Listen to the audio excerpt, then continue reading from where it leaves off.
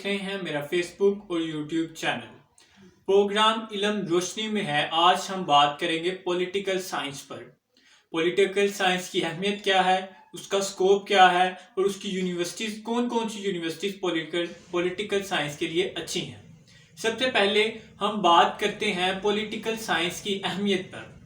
किसी भी मुल्क के लिए सबसे ज़रूरी है कि उसके लोग वेल एजुकेटेड हों, लोग पढ़े लिखे हों। और हमारे मुल्क में जैसा कि सबको मालूम है कि सियासी इंतशार, सियासी अफरा तफरी, सियासी अदम इस्तेकाम मौजूद है, जिसके लिए हमें ज़रूरी है कि हर इंसान के पास कम अज़ कम कुछ ना कुछ सियासी शऊर हो, सियासी बेदारी हो, जिसके लिए ज़रूरी है कि हम पॉलिटिकल सिस्टम को और पॉलिटिक्स को डिस्कस करें।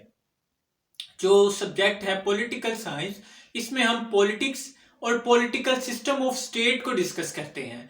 ये सारा सब्जेक्ट जो है इसके रिलेटेड है। इसकी अहमियत इसलिए सबसे ज़्यादा है कि अगर आप अपने माशरे में अगर नज़र दौड़ाएं तो जो भी काम है जो स्टेट कर रही है, स्टेट निज़ाम चला रही है किसी मुल्क का, वो सोशल साइंटिस्ट हैं। यानी सब कहते हैं कि आप अपने बच्चे को इंजीनियर बनाएं, डॉक्टर बनाएं, लेकिन वो मुल्क का निज़ाम नहीं चलाते, वो सिस्टम नहीं चलाते। सिस्टम चलाने वाले सारे सोशल साइंटिस्ट हैं, इसलिए इसकी भी उतनी ही अहमियत है। फिर उसके बाद कि कौन कौन से स्टूडेंट एलिजिबल हैं, कौन कौन से स्टूडेंट बीएस की या बैचलर ऑफ पॉलिटिकल साइंस कर सकते हैं। जिन्होंने इंटर के एग्जाम पास किया हुआ है वो BS political science, bachelor of political science कर सकते हैं। चाहे वो आईसीएस है, चाहे वो एफएससी है, एफए है, या और कोई भी डिग्री जो इंटर के लेवल की हो, वो बाद में बैचलर ऑफ पॉलिटिकल साइंस कर सकते हैं। फिर उसके बाद कि पॉलिटिकल साइंस के बीच कौन कौन सी जॉब ऑफर की जाती हैं। सबसे पहले जिसके लिए लोग ज्यादा जो है पॉलिटिकल साइंस को लेते हैं वो उसमें है सीएसएस। यानी आप सीएसएस के एग्जाम दे सकते हैं, आप पीएमएस के एग्जाम दे सकते हैं।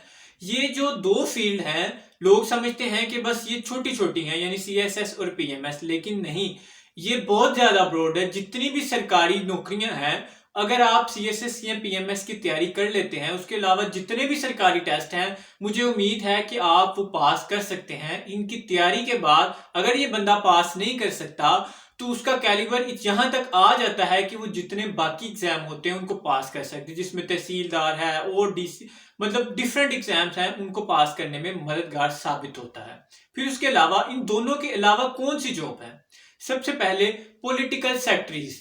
यानी अगर आप किसी सियासतदान को देखें, उसके साथ आप देखेंगे कि एक शख्स लाजमी होगा जिसने डायरी या कुछ इस तरह के मामला होंगे, वो उसका पॉलिटिकल सेक्रेटरी होता है। यानी आप किसी भी पॉलिटिशियन को as a political secretary join कर सकते हैं। फिर उसके बाद इंटरनेशनल एनजीओज को ज्वाइन कर सकते हैं। इंटरनेशनल एनजीओज क्या करती हैं कि आपके मुल्क के बीच जितने भी सर्वेस हैं वो करवाने में मदद देती हैं। फिर उसके बाद आप पॉलिटिकल एनालिस्ट के तौर पर काम कर सकते हैं। पॉलिटिकल एनालिस्ट क्या होते हैं कि जो हमारे मुल्क में जैसा कि अब इलेक्शंस होते हैं तो उनके बीच सर्वेस करवाए जाते हैं कि कौन सा कैंडिडेट कहाँ मजबूत है, कौन सी पार्टी ज्यादा मजबूत है, किसको कहाँ पे वोट मिलेंगे। यानी जो इलेक्शन के रिलेटेड चीजें हैं उनको डिस्कस किया जाता है। फिर उसके बाद आप मीडिया को ज्वाइन कर सकते हैं।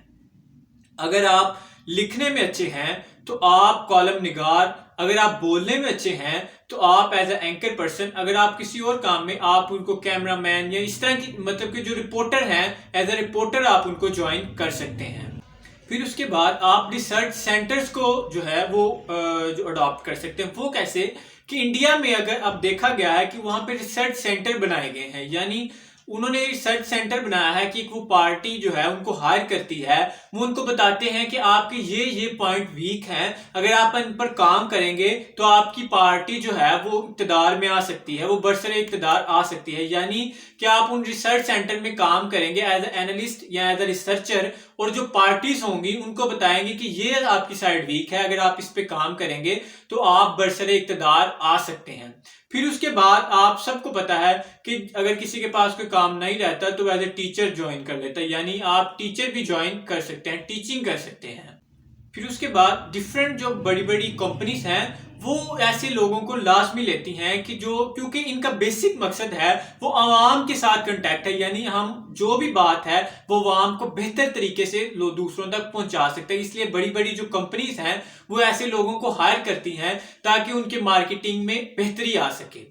फिर उसके बाद मैं इस बात पर जोर देना चाहता हूं कि अगर आप खुद पर मेहनत करेंगे तो आपकी डिग्री आपको वहां तक पहुंचा देगी। डिग्री सिर्फ जो है वो एक रास्ता है, बाकी जो भी कुछ करना है आपने खुद अपने बलबूते पर करना है। यानी अगर आपको जॉब, अगर सब कहते हैं कि जॉब नहीं मिलती, जॉब नहीं मिलती, जॉब के लिए जरूरी है कि आप इल्म हासिल करें और आपको कुछ आता भी तो हो ना।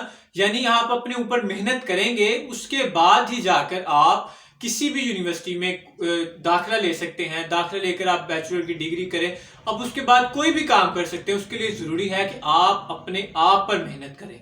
फिर हम देखते हैं कि कौन कौन सी यूनिवर्सिटीज हैं जो पीएस पॉलिटिकल साइंस के लिए ज्यादा अच्छी हैं। उन सब में से सबसे आगे है पंजाब यूनिवर्सिटी। पंजाब यूनिवर्सिटी जो लाहौर, वो उसके बाद गवर्नमेंट कॉलेज यूनिवर्सिटी लाहौर, फिर उसके बाद government college university Faisalabad, Quaid-e-Azam university Islamabad, LUMS, Lahore university of economics, उसके बाद कराची यूनिवर्सिटी, बहावलपुर जिक्रिया यूनिवर्सिटी।